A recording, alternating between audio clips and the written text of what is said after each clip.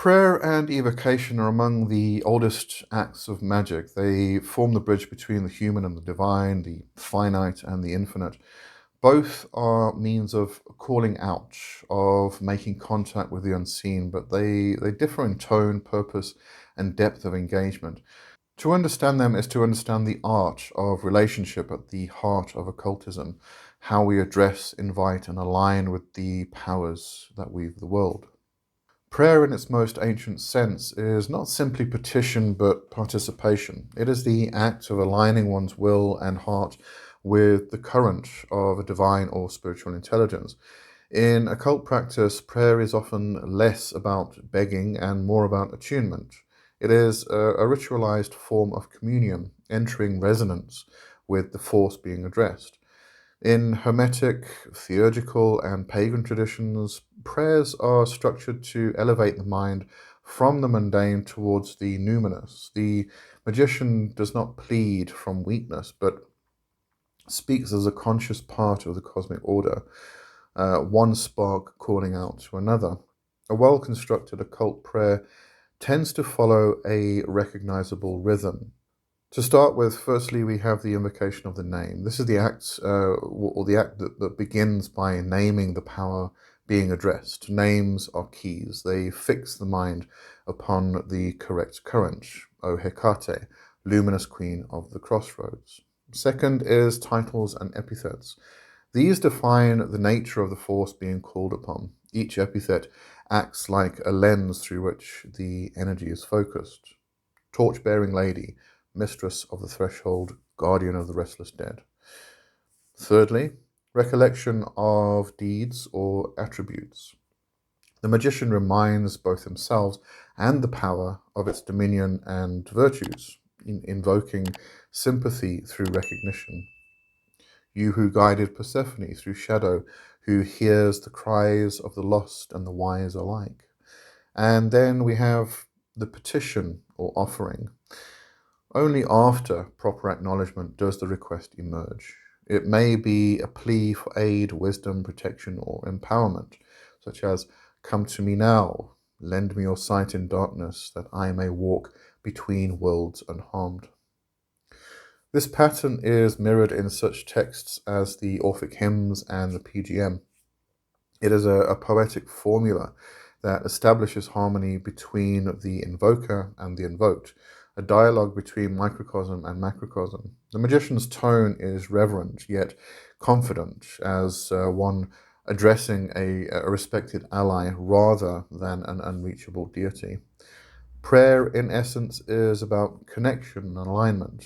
The practitioner seeks union or blessing through devotion and resonance. It is a magnetic act, drawing down divine presence through recognition and love.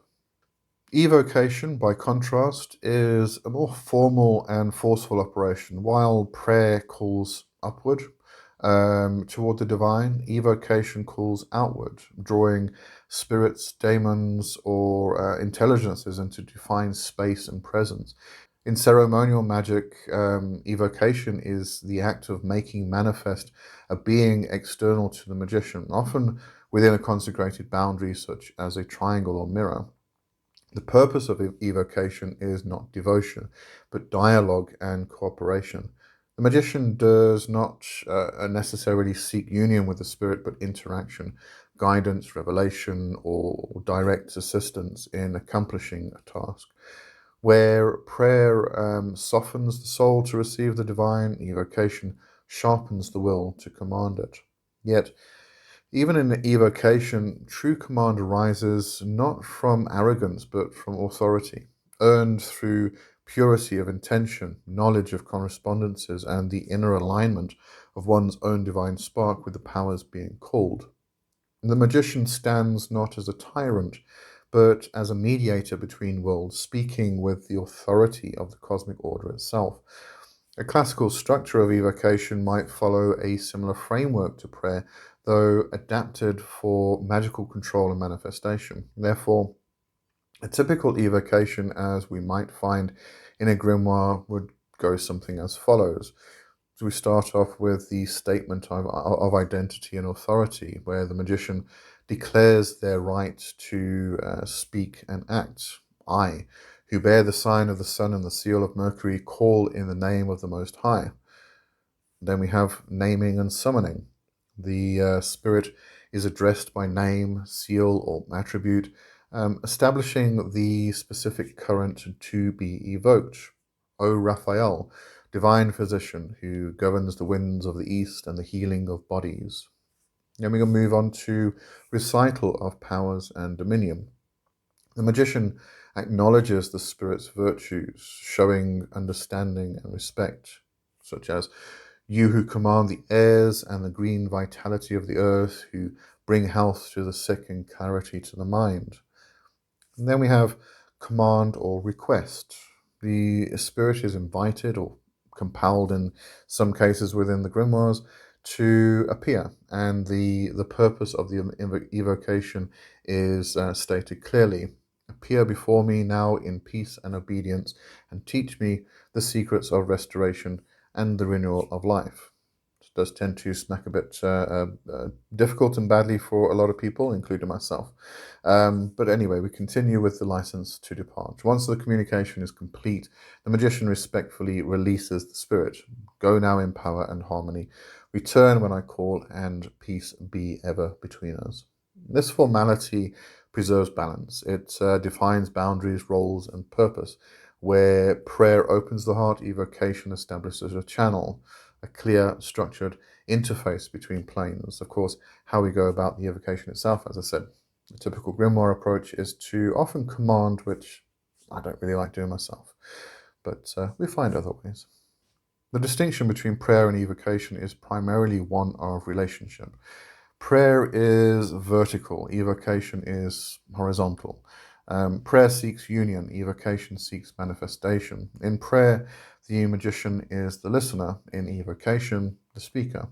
Yet both operate on the same principle, the law of correspondence, that the divine responds to the likeness within the human soul.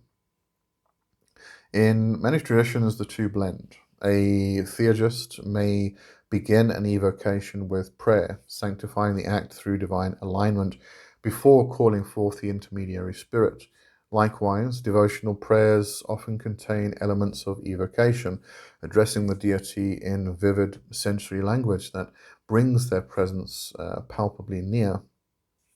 In practical terms, one could say prayer draws the God within, while evocation draws the spirit without. Both are magical technologies of relationship. Both rely on language, vibration, and intention, the crafting of sacred speech. Whether prayer or evocation, the magician is engaging in the art of poetic architecture. The words are not mere ornamentation, they are vessels of consciousness. Rhythm, tone, and imagery shape the current as surely as ritual implements. The Orphic hymns are a perfect model because they operate on both the poetic and magical level. Each hymn begins by identifying and praising the deity, then aligns the singer's voice with that being's current, and finally makes a clear petition. The structure itself acts as a magical formula: recognition, alignment, petition, seal. When crafting your own, think in terms of energetic flow.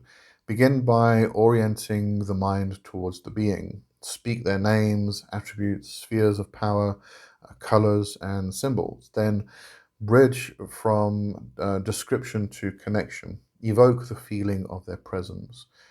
Only once that resonance is alive should you voice your request, phrased with clarity and respect. End with words of gratitude, sealing the link with harmony. Ultimately, both prayer and evocation remind us that magic is linguistic art.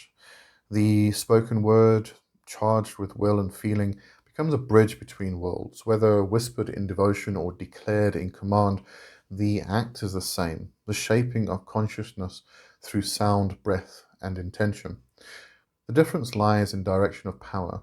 Prayer is the breath that rises, evocation is the word that descends.